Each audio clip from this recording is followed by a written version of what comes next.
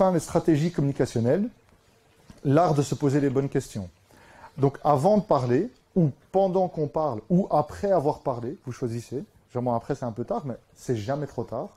De qui on parle, de quoi parle-t-on, pourquoi en parle-t-on, à qui je vais le dire, combien de fois je vais le dire.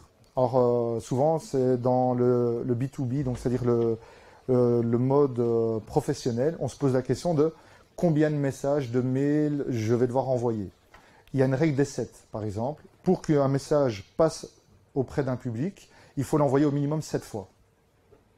Ce qui est intéressant, c'est qu'Allah Azzawajal... Donc ça, c'est une règle en marketing commercial. D'accord? La règle des 7. Ce qui est intéressant, c'est que 1400 ans plus précédents, Allah Azzawajal nous dit dans le Coran, les 7 répétés. Je dis ça, je dis rien. Mais il y a peut-être source de méditation là-dedans.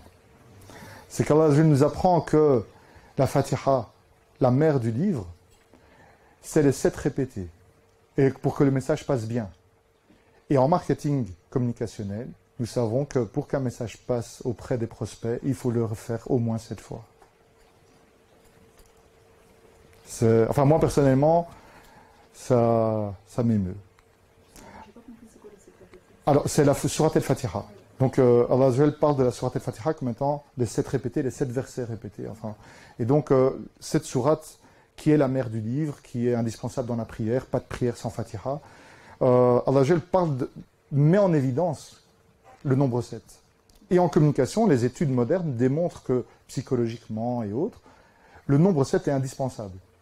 C'est-à-dire que même avec mon épouse, avec mes enfants, ou avec mon époux, ou avec mes parents, ou mon collègue de travail, ou mes amis, je veux vraiment que le message soit incorporé, je dois le faire passer 7 fois. Minimum. Ouais, mais je te l'ai dit. Ah, tu me l'as dit que 6 fois, désolé. Voilà, aujourd'hui, je vous donne déjà une petite clé pour éviter les disputes.